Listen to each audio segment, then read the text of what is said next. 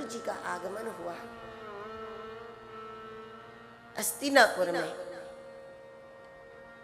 युद्ध के पहले उन्होंने बहुत समझाया था धृतराष्ट्र को कि धृतराष्ट्र अब तुम्हारी उम्र हो गई, तुम मोहांत हो गए हो, थोड़ा भजन भी कर लिया करो। धृतराष्ट्र कहता था मैं कब भजन करूं, टाइम ही नहीं है मेरे पास, टाइम कहाँ है कि मैं भजन करूं। तब विदुर जी समझ गए थे धातु गर्म हो तब प्रहार करने से आकार बनता है। तब धातु गर्म नहीं थी, सत्ता साम्राज्य के नशे में उपदेश लागू नहीं होता था। लेकिन अब युद्ध हुआ, संघार हो गया, अपने जीते जी 100 संतान खत्म हो गए हैं। अब तो ये कुछ सोचता होगा, सर्वनाश हो गया है, अब उपदेश लागू होगा शायद। ये समझ करके विदुर आए और विदुर जी ने आज पूछा कि धृतराष्ट्र, जब मैं पहले कहता था कि तुम भजन करो, तुम कहते थे मेरे पास टाइम नहीं है, अब आज बताओ टाइम के अलावा क्या है तुम्हारे पास? आज क्या है तुम्हारे पास? टाइम ही टाइम है। लेकिन अभी भी धृतराष्ट्र को कितना मोह, वो कहता है कि विदुर ये लोग तो बहुत अच्छे हैं, ये पांचों भाई रोज हमको प्रणाम करते हैं, पहले हमको रोटी खिलाते हैं, बाद में खुद खाते हैं, ये तो बहुत अच्छे हैं। विदुर जी ने कहा कि वो अच्छे हैं तभी तो तुम महल में हो, नहीं तो जेल में होते हैं। तुम महल में हो यही उनकी सजलता है। तुम्हारा अधिकार क्या है धृतराष्ट्र? एक बार तो अब सोचो, अब क्या बचा है? तुम ये न सोचो तुम्हारे पुत्रों का विनाश पांडवों ने किया है, नहीं, तुमने किया है, तुमने ही किया है। पहली बार धृतराष्ट्र माना और वो कहता है कि विदुर मुझे कुछ दिखता ही नहीं है। यही बात 36 वर्ष पहले विदुर ने कही थी कि धृतराष्ट्र तुम अंध हो, तो धृतराष्ट्र कहता था कि नहीं मुझे सब दिखता है, मैं कहाँ अंध हूं। आज वो खुद कह रहा है मैं अंध हूं, मुझे कुछ समझ नहीं आता, मुझे कुछ नहीं दिखता। विदुर जी समझ गए कि बस अब धातु गर्म है, अपनी अयोग्यता को जो मानता है तो मतलब धातु गर्म है। इस मौके पर विदुर जी ने प्रहार कर दिया और कहा विदुरस्तद अभिप्रेत्य धृतराष्ट्रमवासितं राजन् निर्गम्यतां शीघ्रं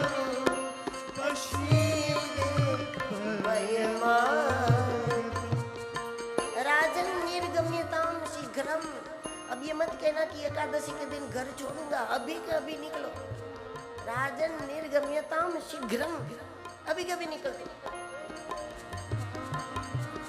विदुर ले गए दोनों को गंगा तट पर। लेकिन इधर हस्तिनापुर में प्रातःकाल प्रणाम के लिए जब पांचों भाई गए, धृतराष्ट्र गांधारी नहीं मिली। क्या हुआ? किसी ने अपमान तो नहीं किया? कहाँ चले गए? चिंतित हो गए धर्मराज।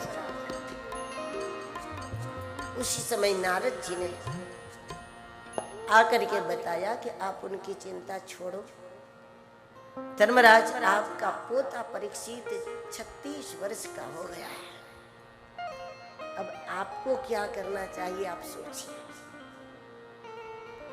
पोता 36 का हुआ है। धर्मराज समझ गए संत वाणी वैराग्य उत्पन्न करती है। जब वैराग्य उत्पन्न हुआ तो धर्मराज ने कहा कि अर्जुन द्वारिका गया है, अब जैसे वो आ जाता है हम परीक्षित को सब सौंप के निकल जाएंगे। लेकिन अर्जुन को आने में विलंब इसलिए हुआ कि उसी समय द्वारिकाधीश का स्वधाम गमन हुआ था। द्वारिका की सारी व्यवस्था आदि वो करके अर्जुन पहुंचे और अर्जुन ने बताया द्वारिका में ये घटना घटी। उसी समय कुंती ने प्राण त्याग दिए। उसी विश्वास पर ये जीवित थी, जिस धरा पर द्वारिका नाथ है उसी धरा पर मैं हूं। ये सुरती से ही जीवित थी केवल। द्वारिकाधीश ने शरीर छोड़ दिया, इधर कुंती ने छोड़ दिया। पांडवों ने भी परीक्षित को राज दिया और स्वर्गारोहण कर दिया। स्वर्गारोहण कहते हैं स्व की ओर जाए। कुछ उम्र के बाद व्यक्ति घर में एक अच्छी लाइब्रेरी बना लेना, वो भी स्वर्ग है। एक अच्छी लाइब्रेरी बना लो घर के अंदर। जब पुत्र पौत्र बड़े हो गए तब बिना उसके पूछे मार्गदर्शन न करो, क्योंकि संतान खुद को योग्य समझने लगे तब बिना पूछे मार्गदर्शन न करना चाहिए। वो पूछे तो बोलो, इतना बोलो, गला बैठ जाए उतना बोलो, पूछे तो बोलो, तब तक नहीं। एक सुंदर सी लाइब्रेरी बनाकर बैठ जाओ, क्योंकि वो खुद को योग्य समझते हैं। ऐसे में आप उनको कुछ कहो उनको अच्छा नहीं लगेगा, सुन जरूर ले, लेकिन वो वही करेगा जो उसने ठान लिया।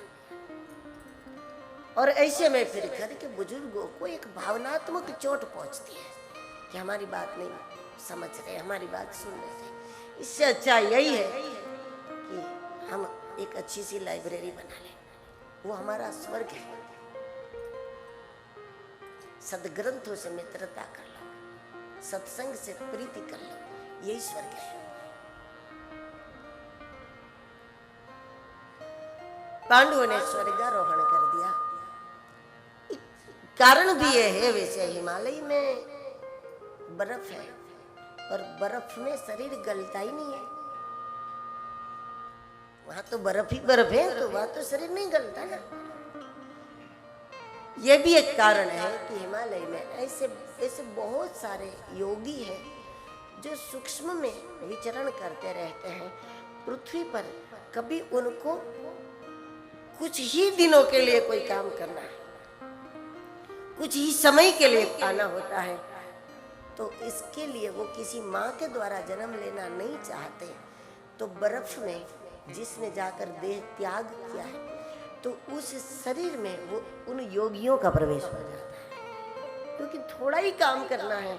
इतने काम के लिए वो फिर किसी घर में जन्म ले, फिर पले, वो चक्कर में नहीं पड़ना चाहते।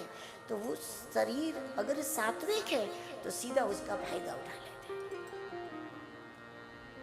वो भी एक कारण है, क्योंकि बर्फ में शरीर गलता नहीं है, शरीर रहता है।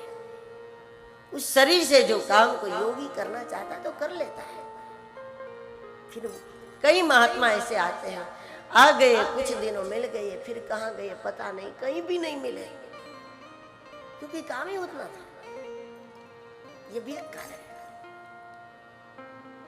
सत्ता परीक्षित जी के हाथों में है, और परीक्षित जी के जीवन में एक बहुत बड़ी घटना ये घटी जो भागवत का बीज है, बीज प्रकरण है। परीक्षित जी ने एक स्थान पर देखा, राजा के वेश में एक शूद्र एक बैल पर निर्दयता से प्रहार करता है। इसी घटना ने दुनिया को भागवत दिया। बड़ा मर्म है इसमें। प्रहार करते करते उसने 3 पैर तोड़ दिया है। आश्चर्य यह है कि बैल एक पैर से खड़ा है। एक पैर से कोई बैल कैसे खड़ा रहता है? गाय है, बैल है, कोई भी 4 पैर का जीव है, एक पैर से कभी खड़ा नहीं रह सकता। ये एक पैर से खड़ा है, और इसीलिए भागवतकार कहता है ये साक्षात धर्म है। क्योंकि धर्मात्मा ऐसे होते हैं, लोगों को लगता है कि इनके पास तो समृद्धि है, बहुत कुछ है, लोग मानते हैं, इसीलिए मजबूत है। लेकिन जब पूरी दुनिया हट जाती है तब भी धर्मात्मा का अस्तित्व वैसा का वैसा होता है, क्योंकि वो धर्म के आधार पर खड़ा है, न कि पैसों के बल पर, लोगों के बल पर। वो उसी पैर पर खड़ा है, धर्म के बल पर। धर्मात्मा को गिराने का प्रयास करने वाला एक दिन गिरेगा, लेकिन धर्मात्मा नहीं गिरेगा। उसका अस्तित्व नष्ट करना चाहेंगे, उसका अस्तित्व नष्ट हो जाएगा, लेकिन धर्मात्मा का नहीं होगा। ये प्रमाण है वही, क्योंकि वो धर्म के बल पर खड़ा है।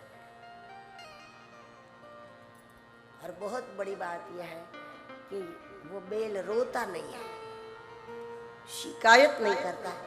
दुख के समय में धर्मात्मा न तो चिल्लाता है, न रोता है, न किसी पर दोषारोपण करता है, बल्कि दुख के समय में भी वो चिंतन करता है कि इसकी जड़ कहाँ है, उसका बीज कहाँ पड़ा है, उसको ढूंढता है। राजा के वेश में शूद्र, तो यहाँ जाति की शूद्रता की कोई बात नहीं है। यहाँ बात है कि जब शासक की बुद्धि में शूद्रता आ जाए, तब धर्म की बड़ी हानि होती है। कुल मिलाकर तो उसी की होती है, धर्म की तो होती नहीं है। धर्म को ग्लानि होती है।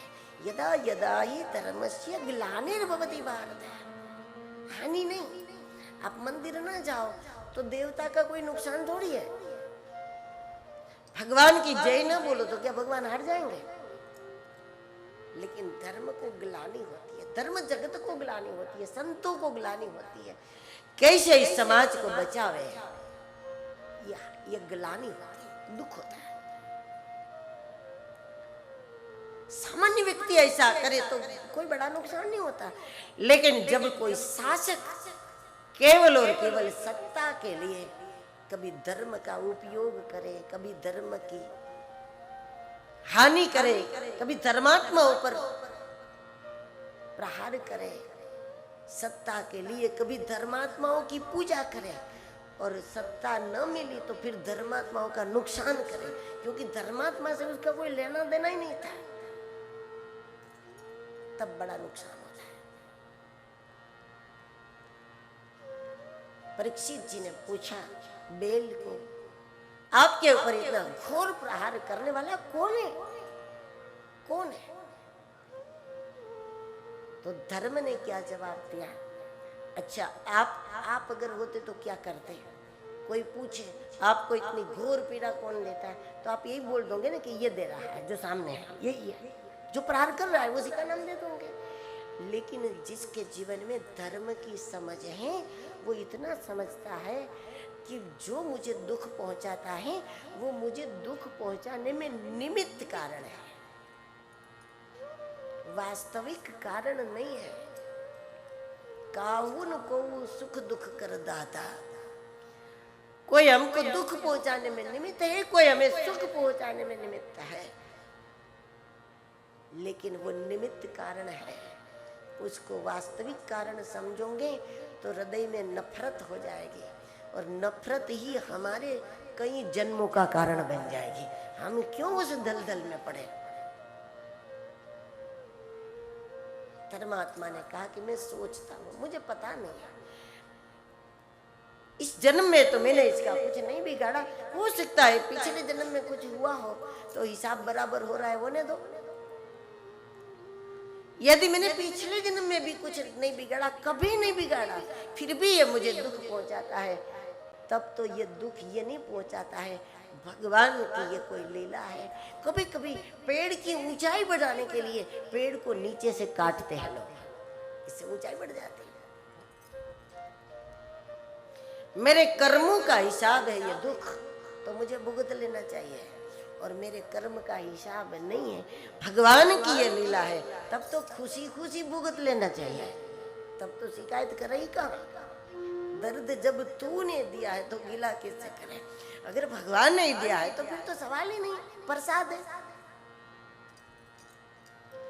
परीक्षित समझ गए, दुख में भी जिसके पास ये विचार है ये धर्मात्मा है, और मुझे इसकी रक्षा करनी चाहिए। जैसे तलवार उठाई,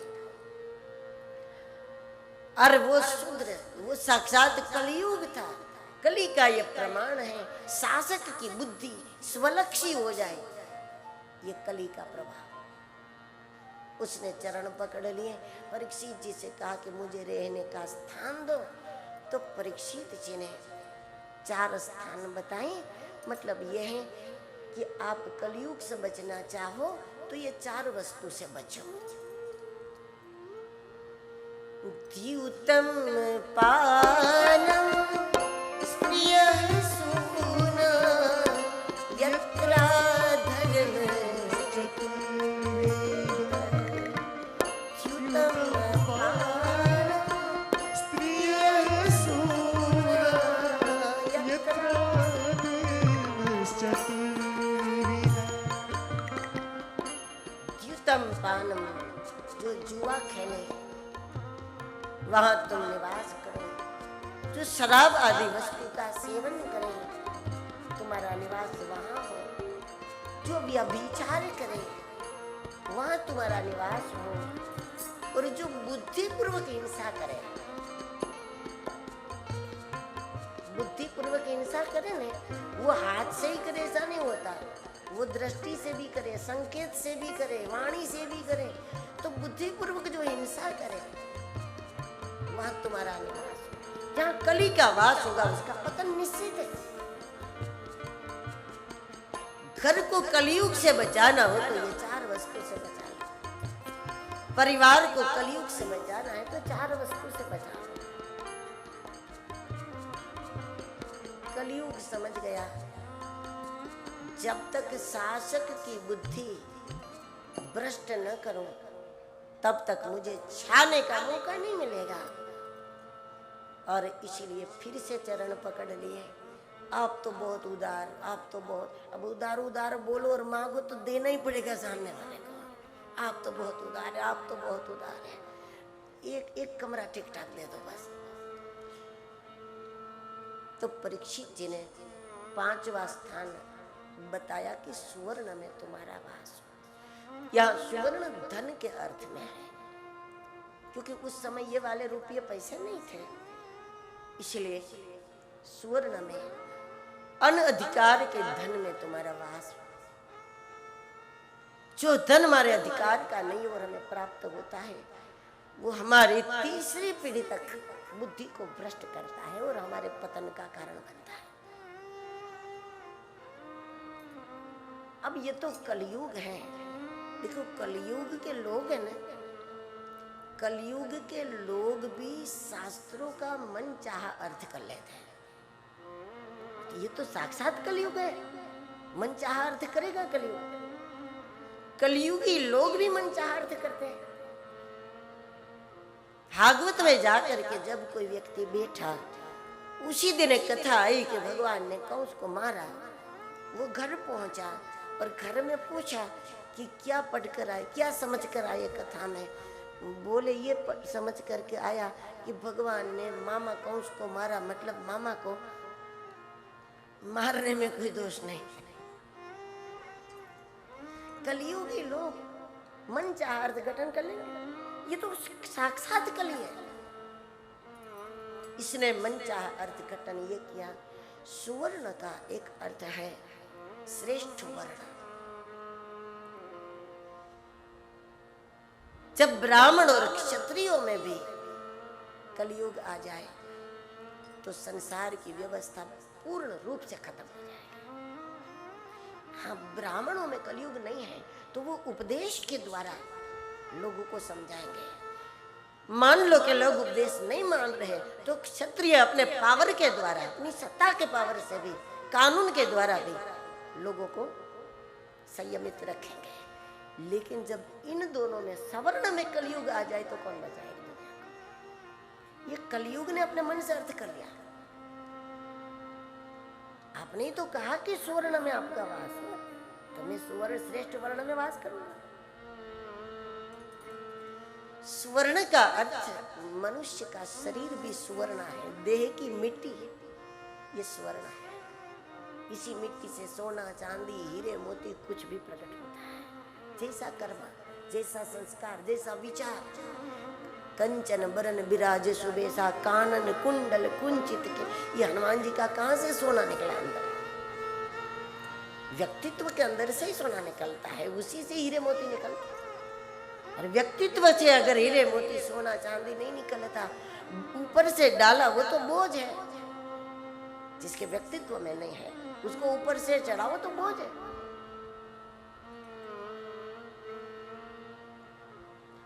उस समय तो प्रवेश नहीं किया, लेकिन बाद में जरासंध वाला मुकुट जब परीक्षित जी ने एक बार खजाने से निकाला, देखिए अनअधिकार की संपत्ति भरने की व्यवस्था है, भुगतने की व्यवस्था नहीं है। हम भर तो लेंगे लेकिन हम उसको भुगत नहीं सकते। तो उस मुकुट में लिखा था कि इसका बोझ बहुत है, बहुत भारी है, कोई न पहने, बहुत भारी है, लिखा था। परीक्षित ने सोचा कि ये ठोस हो तो भी कितना वजन होगा, ये तो मुकुट है, पहन के तो देखो। लिखा था कि इसमें बोझ है, कोई न पहने, मतलब पाप का बोझ है।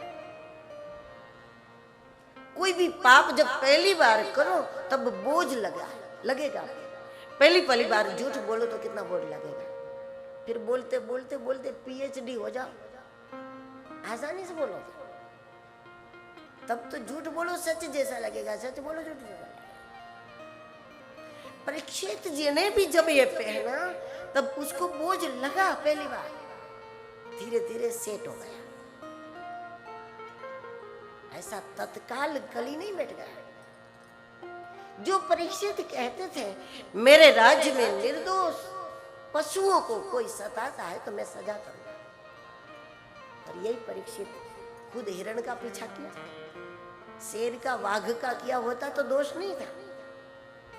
हिरण का पीछा कि निर्दोष शिव का ही किया उसने, खुद क्या कराया था।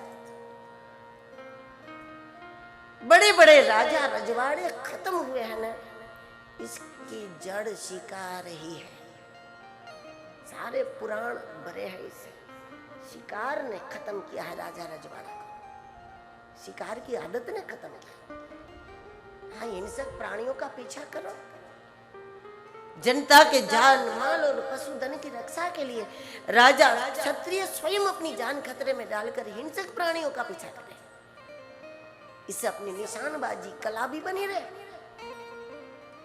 युद्ध में काम लिया जाए वो कला, लेकिन लोमड़ी का पीछा करो, खरगोश का करो, हिरण का करो, ये कोई बहादुरी नहीं, ये सुरवीरता नहीं है। इसी वृत्ति ने रजवाड़ा खत्म कर दिया, इसी पाप ने खत्म किया। प्रत्येक पुराण में आपको ये बात मिलेगी। हरिश्चंद्र बर्बाद हो गए, क्यों? जब सुअर का पीछा किया था, शिकार के लिए गए तभी तो हुआ नहीं सब, फिर काशी में बिक गए, जो भी हुआ, लेकिन शुरुआत कहाँ से हुई उसकी? वो शिकार के लिए गए थे तभी। महाराज दशरथ जी श्रापित हो गए, क्यों हुए? शिकार के लिए गए थे तभी श्रापित हुए। श्रवण के माता पिता का श्राप उसी घटना में लगा। निर्दोष जीवों का पीछा करने वाला कोई भी नहीं बच सकता, मतलब जिसमें पावर है वो क्षत्रिय है। जाति का कोई भी हो, पावर जिसके पास है मनचाहा व्यवहार कर सकता है, वही तो हो ना क्षत्रिय। और अपनी पावर का उपयोग जब किसी निर्दोष जीवों को सताने में करें, वो कभी माफ नहीं हो सकता, और प्रकृति उसको सजा करती है।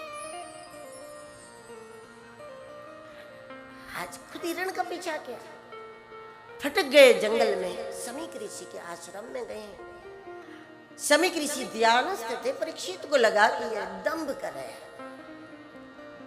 तो जाकर मरा हुआ सांप उनके गले में डाला कि अभी डर जाएंगे, खड़े हो जाएंगे। लेकिन महात्मा खड़े हुए नहीं, ऋषि थे। घर जाकर के जब परीक्षित जी ने अपना मुकुट उतारा, उनको पछतावा भी हुआ, लगता भी है कि मुझे सांप मिलना चाहिए। अभी मैं जाके क्षमा याचना कर लूं, संत मुझे माफ भी कर देंगे, लेकिन इससे मेरे बच्चे क्या सीखेंगे, मेरी प्रजा क्या सीखेगी? यही नहीं कि संतों का अपराध करो फिर जाके माफी मांग लो, फिर अपराध करो फिर माफी मांग लो। मेरी प्रजा, मेरी संतान, मेरी परंपरा गलती से भी ये गलती न करे कभी कि वो संतों को सतावे, ऋषियों को सतावे, तपस्वियों को सतावे। ये गलती से भी ये गलती न करे, ऐसी सजा मुझे होनी चाहिए। ये परीक्षित की इच्छा की पूर्ति हुई, लेकिन श्रमिक ऋषि के पुत्र श्रृंगी ऋषि जब पधारे, वो तो बालक है, छोटा बालक है, उसने बाहर से सुना कोई बच्चे खेल रहे थे उसकी उम्र के, और बच्चों ने बताया अभी राजा परीक्षित आए थे, आपके पिताजी के गले में सर्प डाला। इतना सुनते ही क्रोध आ गया श्रृंगी को, और सुनते ही श्राप दे दिया। 7वें दिन तक्षक डसेगा परीक्षित को, सुनते ही श्राप दे दिया। ये गलती परीक्षित की नहीं, श्रृंगी की थी, क्योंकि श्रृंगी ने कुटिया में जाकर देखा नहीं था। बच्चों ने बताया कि अभी राजा परीक्षित ने ये किया, सुनते ही क्रोध आ गया और श्राप दे दिया। ये अपरिपक्व साधक का लक्षण है। बिना आंखों से देखे, कान से सुनकर श्राप दे दिया। कम से कम वो जाता, अंदर जाकर अपने पिताजी को देखता, क्या हाल है पिताजी, जीवित है कि नहीं है, क्या हुआ, और उसके बाद करता तो ठीक था। लेकिन सुनी हुई बात पर जिन जिन को भी क्रोध आ जाता है वो खुद अपरिपक्व है। साधक ऐसा नहीं होना चाहिए। साधक सावधान होता है कि वो अपनी, अरे कई बार आंखों से हमने देखा वो भी सत्य नहीं होता। कभी आपने आंखों से किसी को देख लिया, किसी के साथ आपने कुछ भी सोच लिया, लेकिन ये सत्य नहीं होता। जब तक हमारे जीवन से गुजर नहीं जाती कोई घटना, तब तक हमें इतना जल्दी क्रोध कर देना भी तो ठीक नहीं था। यही साधक की अपरिपक्वता है। सुनकर श्राप दिया, और श्राप इतना ही दिया, आज से 7वें दिन तक्षक डसेगा। ये नहीं कहा कि परीक्षित की मृत्यु होगी। मृत्यु शब्द का उल्लेख ही नहीं है भागवत में, क्योंकि 7 दिन का समय है, और ये 7 दिन में अगर कोई महान सदगुरु, कोई महाकाल गुरु मिल जाए तो ये मृत्यु लोक ही अमृत लोक बन जाएगा। इसलिए मृत्यु आवश्यक नहीं। तक्षक का डसना जरूरी था, मरना जरूरी नहीं था। मृत्यु का उल्लेख ही नहीं। लेकिन जब श्रृंगी कुटिया में गए, जाकर के अपने पिताजी को देखा, गले में मरा हुआ सांप था। ये देखकर पछतावा हुआ अपने किए पर। श्रृंगी को लगा कि जरूर राजा परीक्षित जी ने मेरे पिताजी को महादेव माना है और शिवलिंग मान करके उनके गले में सांप धारण करवाया। मारने का इरादा नहीं था, महादेव मानकर, जैसे हम शिव जी के मंदिर में सांप चढ़ाते हैं, मेरे पिताजी को साक्षात शिव रूप जान करके श्रृंगार किया है मेरे पिताजी का। बहुत रोए। शमीक ऋषि की आंखें खुल गई और श्रृंगी को कहा कि गलती तुम्हारी है, राजा अन्नदाता होता है। अपने पुत्र को श्रृंगी ने कहा कि देखो, हम ऋषि हैं, हम साधु संत तपस्वी हैं, अगर कोई हमारी बार बार सेवा करता है, कोई 90 बार हमारी सेवा करता है और एक बार उनसे कोई अपराध हो गया तो क्या हम माफ नहीं कर सकते? उमा संत की यही बड़ाई है। हमें उस पक्ष को भी देखना चाहिए कि आज अपराध किया, आज अविवेक किसी ने हमारे साथ किया, लेकिन आज तक उसने हमारे साथ कितना धर्म किया, कितनी बार हमारे धर्म कार्य को आगे बढ़ाया, उसको भी तो हमें याद रखना चाहिए। केवल हम यही सोचेंगे हमारे सामने ऐसे बैठ गई, हमारे सामने ऐसे बोल दिया, हमारे सामने ये कर दिया। गलती तुम्हारी है।